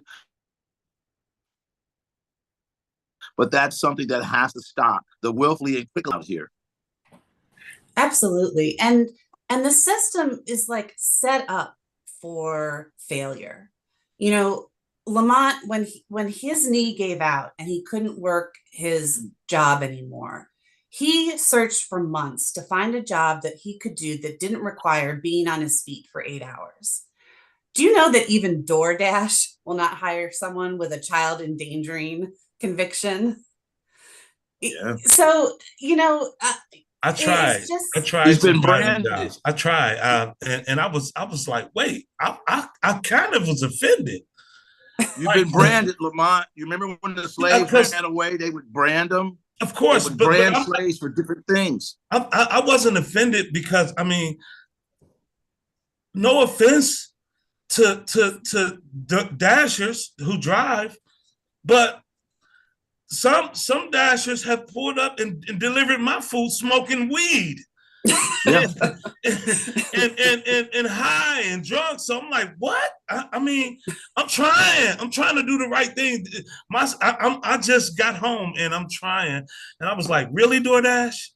You got to get rid of. You're trying to see. You're wearing that brand. When they branded the slaves, you could see that R, and anybody could see it. That meant runaway. So you couldn't get away from that. So now they come out, they still hit you with that brand. See, so wherever you go, somebody's going to pull up that paperwork to continue to incarcerate you mentally and spiritually. So they let you go for free. You know, your body's gone, but you're going to continue to be incarcerated mentally and spiritually when you're trying to get employed. Right. And fortunately, I mean, there are people, there are employers. Stretch out. They tell you, just get over it. How do I get over it? Charles, you're breaking up a little bit. Let's let Erin make her thought there. And okay, go ahead.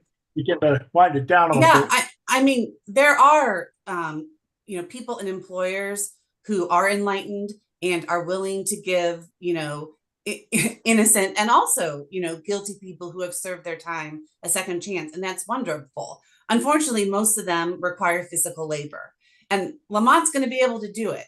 He did it before. And once he recovers and he gets through his physical therapy, he's going to be able to do it again. But it's just this gap in time where he needs a little more help to get there. And he's had setback after setback. He was supposed to have this surgery months earlier, but then he shows up to have it and his blood sugar is so high. Well, why do you think his blood sugar is so high? Could it be 2 decades of eating terrible food from the Department of Corrections? Of course it is. So it's just the insults keep piling on and piling on. And so it's just the perseverance that he's shown is astounding. And I know that he wants to be the provider. He hates relying on others to help him. But the good news is that there is light at the end of the tunnel, and it's not going to be that much longer, but he needs help getting there. And, for the people who are watching, who have heard Lamont's story, any amount helps. And even more than that, if you could let others know about Lamont's story, the chat has links to 2 different podcasts that Lamont has done that tell his story. They're both only about 40 minutes long. It's a great way to share his story with other people. Lamont has also gotten really great at telling his story. He and I have spoken at colleges, at law schools, to lawyers, and he's wonderful. And he likes telling his story. He wants to get the message out about how this could happen to anyone. Yes. And so if you know of an organization that would want to hear Lamont speak, you can find him on LinkedIn and set that up too. But if you could just take some time to let at least one other person know about Lamont's story and share that and share the link to his GoFundMe so that we can just get over the hump for the next few months and get him to the finish line where he can be sufficient for himself and get back to really living his life fully. It's the least we can do for him. Lamont has been great doing Juneteenth with you, Absolutely. Coming out here symbolizing for us in today's world, understanding what freedom really meant. Because, back in our country, that, like I said, that was a main word. I mean, that was leading our country, freedom. So here we are. That means a lot, man. That's freedom. Freedom is not free. Freedom. Right. It comes with the cost. Man. I don't want to go. I don't want to go all into what I think about that, but brother, I'm humble. It was great. Absolutely. You told your story very well. My nephews, I got them here again. A guy told me, don't waste the time on the old people. If they're not going to listen, go ahead and re-educate the youth. Right. But I'm going to take this back to Abe. We're going to be winding down here. Erin, it was great having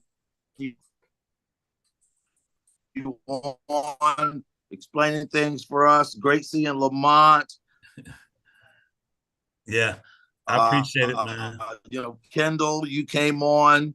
I can't think of the other lady's name, but the one from Delaware. I mean, I'm sitting here in awe. Dorsey Good news. And again, we're sitting here talking about what us as a people, not just about freedom we've gone through, and we've gotten our civil rights, and now we're going through the death penalty to stop the murder. Well, and I think that's going to help make our country a little bit more complete. The freedom, our rights, and no more murder. Hey, man, Charles, you've been kind of breaking up that last minute or so, but thank you for leading us through that conversation. I shared a moment ago a screenshot of Lamont's current. Actually, there's 2 GoFundMes. One was set up by his sister a year ago, and then my daughter set up, which we did deliberately a couple months ago now, because people look at it and they think, oh, he's got $22,000. He doesn't need my $10. And, and the reality is that money is going out just as quickly as it goes in. I've been living off of it since late September of last year is when I had to step away from my job. But hey, listen, like Erin said, the good news is once I'm through this physical therapy, I'm determined to find work, whatever, I'm not lazy. I've been working since I was 12 years old on a construction site. I'm no stranger to hard work. And once I'm ready, I'm gonna get back out there. But it's just like Erin just explained, this gap in between has been rough, man. It's just trying to figure out the bills, eating, feeding myself, just everyday living and stuff like that. But I'm humbled by everyone who's donated and support me. I want to do a shout out to you guys, each and every one of y'all. The smallest donation to the largest, it's very much appreciated, and I can't in a million years repay you, but I want to say thank you and much love to you guys for supporting me and putting some skin in the game for me. I appreciate it. Hey, I told him I know I ain't gonna get the 20 acres. The 40 acres, but can I get a mule? Right. We do need to get you a mule so you get your own transportation to come down and be in the middle of all this. I want to share. Right. I want to thank you, help, babe, and especially Lamont and Charles for drawing out the pain that exists and has to exist for somebody like Lamont and so many other people. And Lamont, I also want to share. I had a conversation yesterday with Slim, Tony Apanovich. They call Slim on death row. Yeah. He sends his regards. And we're trying to get him out. We're trying to deal with so many other people. I wanted to, if you haven't seen, maybe Ali can put in the chat, the Witness to Innocence sent out an email, and they've got a whole page about numerous people that they're aware of cases that of wrongful conviction, that people are still on death row, and we're trying to get them freed. We've got a couple coming up with real serious questions of their guilt or actual innocence, people scheduled for execution. That's coming up. There's so much more to talk about. But what I want to say, though, is that Death Penalty Action has been exploring with Lamont. It'd be one thing, Lamont, you go back and shovel ditches or whatever it is that somebody could give you a job to do. But we'd love to figure out a way, and we're exploring a way to create something new where Lamont can join Death Penalty Action's team as part of the impacted communities staff to be a bridge between abolitionists and people in the world and those who have actually suffered in these wrongful situations. So, we've been pushing hard. Those of you that are on Death Penalty Action's email list know for a week now, and previously we've been pushing hard this GoFundMe. I want to share also that I'm going to share that again so you can see. It'd be amazing if somebody, while we're still talking here, can get on here and there it is. Somebody just took it over $4,000. Now, for those of us, think about how far would $4,000 get you, and who do you know that might help also if you invited them to do so. And that's really the challenge is inviting people. It's not an ask, it's not a request, it's an invitation to help. And that's the way I encourage people to think about this. And we've got another GoFundMe here. This is the Michael Graham Death Row Survivor Legacy Fund, which has also just granted $500 to Lamont over the weekend because we wanted to make sure that he had a little something to celebrate and to be with his family together and recognize. Yes. So when I say camping, so Michael Graham he did 14 years on death row in Louisiana. He was exonerated and freed in the early 2000s, I think in 2000 or 2001. I never heard about him. But Derek Jameson, another Ohio death row survivor who was exonerated and still has not been compensated, lived with Michael for a while, knew him. In any case, he was working, and when he lost his job because he got sick and he couldn't work anymore, he started asking around, and somebody connected him with us, and we helped him with the GoFundMe. And for the last couple of years of his life, until he died in January, he was found after a week when nobody had heard from him in his bed. He died. But we'd been helping him pay his rent and buy his food and get rides to the doctor and all the things that you need when you get sick and you're old.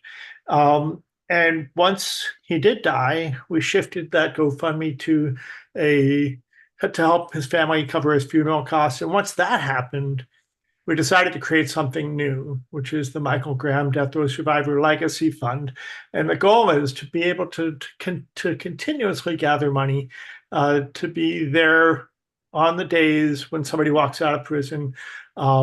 This is a whole other conversation. We're going to have the conversation, but Lamont and I have been exploring what's out there for people who come off of death row and come straight into freedom. And Lamont was lucky. He had a family to take him in, and he had initially some people that helped him out.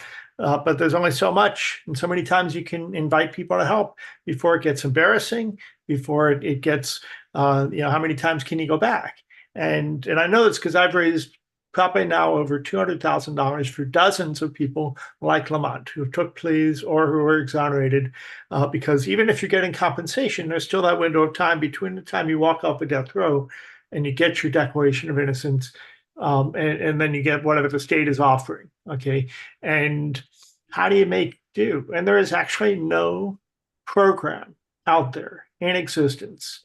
The Innocence Network has something that is $2,000 available to Innocence Network agencies. Well, guess what? We found out the organization that Erin works for, the Capital, what is it? The Habeas Capital Unit. Habeas Unit.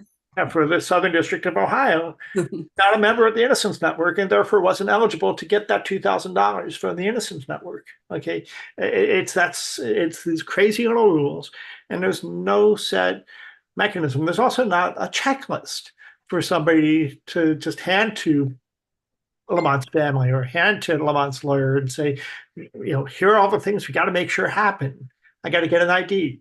I got to get a driver's license. I got to figure out medical. I got to figure out a place to live. I got to figure out clothes. How do I do this? And we want to create that because it doesn't seem to exist anywhere. We've been looking. It doesn't seem to exist a set, how do we take care of people who just come off a death row? And how do we maintain, especially when they can't work? Or, and then there are some people, of course, who, just don't even have the capacity, either physically or mentally, to hold a job. Absolutely. And this is not what Death Penalty Action originally set out to do, but we've recognized, and this is part of what we've become as an organization that tries to fill the gaps. If nobody else is doing it, we're going to do what we can. So what we'd love to do is actually hire Lamont to lead us in this work. That's going to take some money. We don't have it right now, but we're looking for it, and we're having conversations with people about it, to bring him onto the team and be able to not have to get up and go do physical labor when he has the resource of his personal experience to bring. So if we can figure that out, that's what we're going to try to do. Meanwhile, we'll continue to push the GoFundMe. We're going to continue to help. And I want to just stop here and give everybody a chance for a last word. And then we're going to talk about a couple more things that are coming up. And there's Connie checking out and sending. But everybody, you can turn on your camera back again, and let's give everybody a chance to have a last word. And I do want to say and recognize and honor Allie Sullivan is here. She does our communications. She's been behind the scenes today, but she just graduated with her undergraduate degree in anthropology she's a duck from the University of Oregon. So applause to Allie Sullivan, and she's going to continue doing the work. And she will be our ears and eyes on the ground next week. A week from tonight, they're going to kill Ramiro Gonzalez in Texas. And then a week from tomorrow morning, they're going to kill Richard Rojam, Daiji is the Buddhist name he goes by, in Oklahoma. And Allie will be on the ground for us with those, and Connie will be on, Senator Johnson will be on the ground at the governor's mansion, hopefully, if not at the prison in Oklahoma, to bring us, as you all know, we do these live virtual vigils, and then we're all going to convene in Washington, D.C. at the U.S. Supreme Court for the 31st annual fast and vigil to abolish the death penalty. All the information about all these things I'm talking about are on the front page of deathpenaltyaction.org. And so I just want you all to note about that. Check your emails. You're going to see more information coming. But a moment for the last word and greetings to Lamont, Representative Dorsey Walker and Senator Johnson. I want to give you a moment for a last thought, and Annie as well, who hasn't had a chance to say anything yet tonight. Can we hear from Allie first, Abe? Sure. She's on the spot. I don't really know what to say right now. I'm just really grateful for all of you guys who have done so much for this movement and for other people and just caring about other people. I often talk to my mom about like how difficult is it just to love other people and care about other people, and we find that it's very difficult. So I'm just grateful for all of you guys, and I'm so very happy for you, Lamont. For 1 year of freedom, that is wonderful, and I wish you many, many more years of freedom. I did want to mention just one thing really quick, not as much tied to Juneteenth, but something relevant to something that was brought up with Lamont and the shaken baby situation. There's a man on Texas's death row who Texas just announced today that they are seeking an execution date for him. He was convicted of killing his child, and it's the whole shaken baby thing again. His name's Robert Roberson. I just wanted to bring that up. I'm friends with his wife. I was there the day they were married, and so that's just been difficult, and that would be the first execution of somebody in the entire country who will be killed from this shaken baby hypothesis, myth, whatever you want to call it. So I just wanted to bring that up because it's something similar to Lamont, and we know that this is not a legitimate cause of death, and it's really devastating that this is happening again, and that Lamont was put into this position for the same reason. So I just wanted to echo that real quick. Thank you. Thank you. It's junk science is what it is. Yes. And of course, Allie is also close with Romero Gonzalez, who's the next person to be executed a week from tonight. Representative Sherry Dorsey Walker. A special thank you for the invitation to participate this evening. To everyone who is present, you are making a difference in the lives of others. To Mr. Hunter, please continue to keep striving. Keep striving.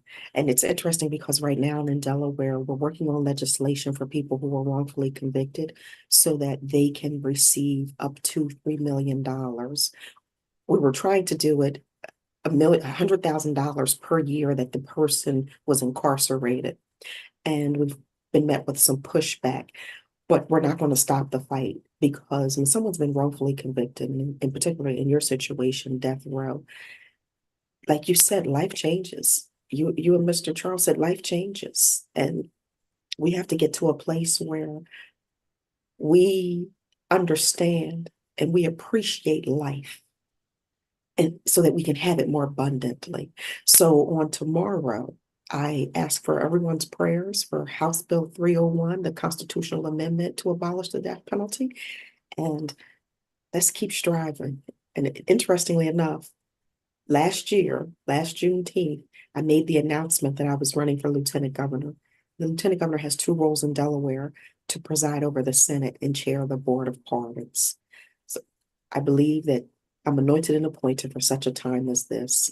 I look forward to continuing working with each and every one of you, and have a blessed evening. Happy Juneteenth. Amen. Thank you, Sherry. I'll be in touch, and you know that we will do whatever we can to help you with that legislation. Connie?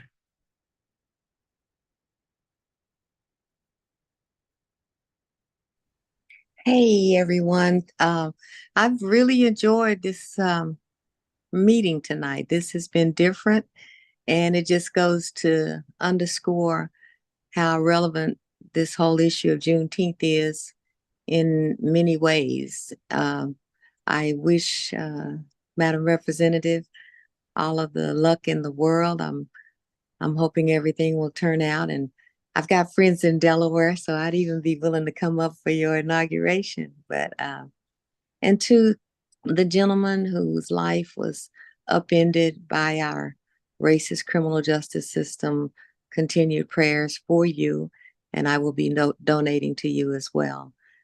Abe, thanks, and Reverend Sharon, thanks for all the efforts for DPA and the work that we're doing.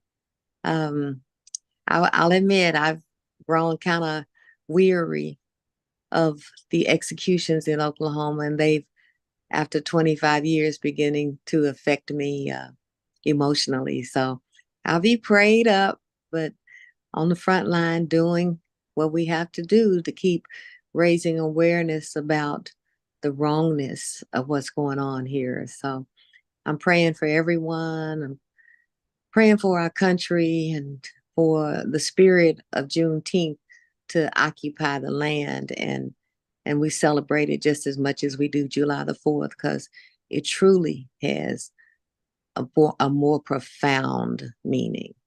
God bless everyone. Thank you. Amen. Erin. Yes, well, thank you for having me. I just feel so privileged that I get to do this as a job because I'm so passionate about it. And I just, feel that I'm so lucky that I get to, turn my time and talents to something that I consider so meaningful. And get to meet such great and wonderful people through that as well. And it doesn't always have a happy ending. And so, for the times when it doesn't, it's really great to be able to remember that sometimes it does. And then in honor of Juneteenth, I thought I'd share something that Dr. Ibram X. Kendi shared today on his Instagram that really moved me. And that was about the power of radical hope. And it really struck me because it made me think that, it's so easy to be cynical. And in fact, it often feels really naive to not, recognize cynicism when there is so much to be cynical about. But of course, cynicism can be a self-fulfilling prophecy, and it really has power. And so when you give in to cynicism, you kind of are letting it win. And, that radical hope is the only way that anything ever gets done, whether we're talking about abolition of slavery or abolition of the death penalty, or, fighting racism, or any of the great goals that we have. And so that really was an important message for me to hear today, to remember that, it's not silly or naive to reject cynicism in the face of radical hope. And it's people like those that we've heard tonight that allow us to maintain that radical hope. So thank you. And Allie. Yeah, I meant to say this a few minutes ago, but I just wanted to express my gratitude to Erin. I have seen a number of individuals face execution and be incarcerated and all the things. And oftentimes they don't have attorneys that truly care about them, or that they think truly care about them. And sometimes the relationship isn't great. And I can see how much you mean to Lamont, and I'm just grateful that there are still good attorneys out here that really truly do care about their clients, and we need all of them that we can get. So grateful that you're doing this work. Charles Keith.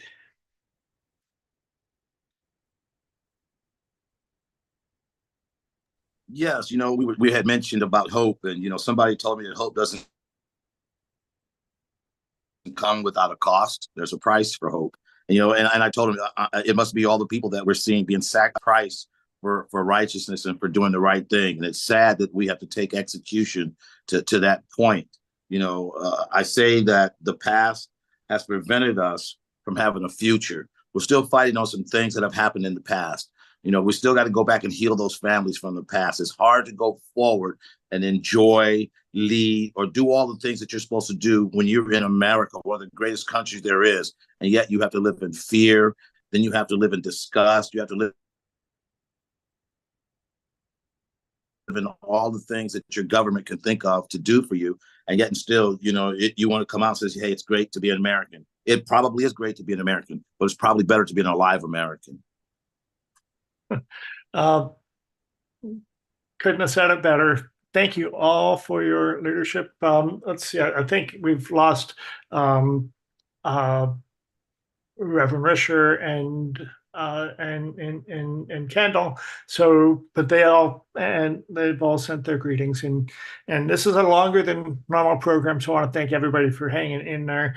And with that, we want to close. Several times we've heard the word strange fruit mentioned. And if you've been on our virtual vigils, you know, our troubadour, Brandon Pfeiffer, came up with a new way of presenting that song, and we've got that now to close us out. So this is music by Brandon Pfeiffer from one of the previous execution vigils.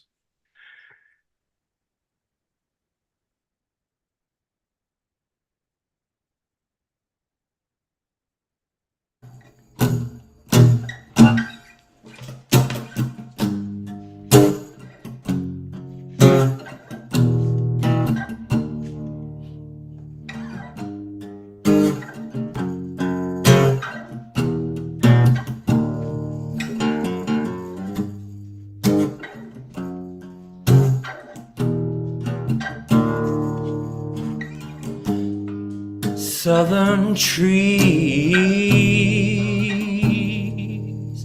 bear a strange fruit.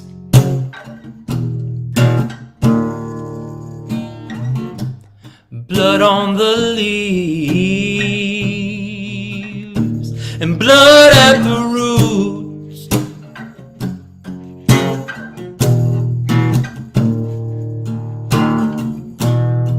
Black bodies swinging in the southern breeze, strange fruit hanging from the poplar trees.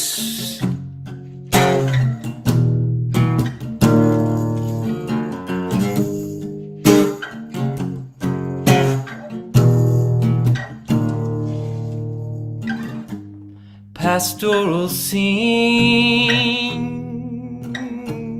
of the gallant South.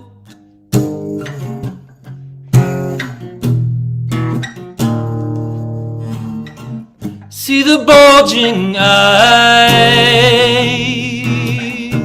see the twisted mouth.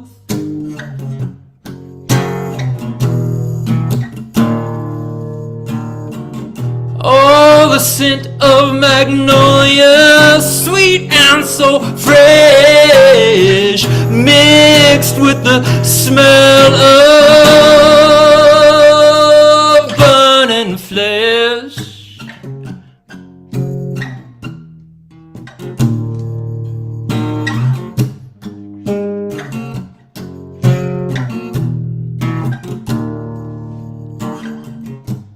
Tell yourself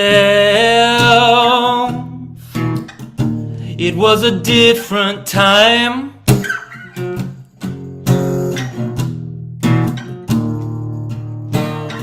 You tell your children time to leave the past behind.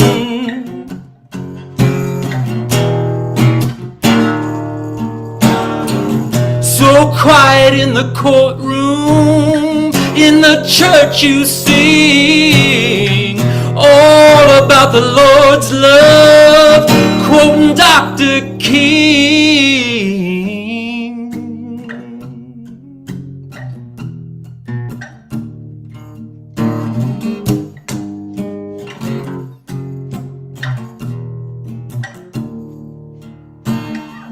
Here is a fruit for the crows to pluck. One more fruit, one more fruit for the rain to gather on, for the wind to sow,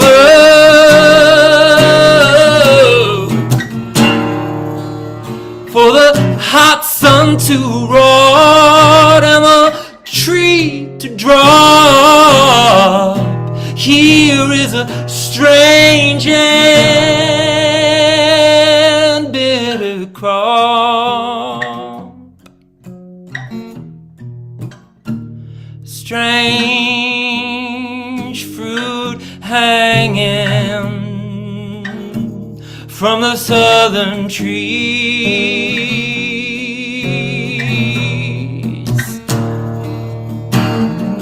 It's harvest time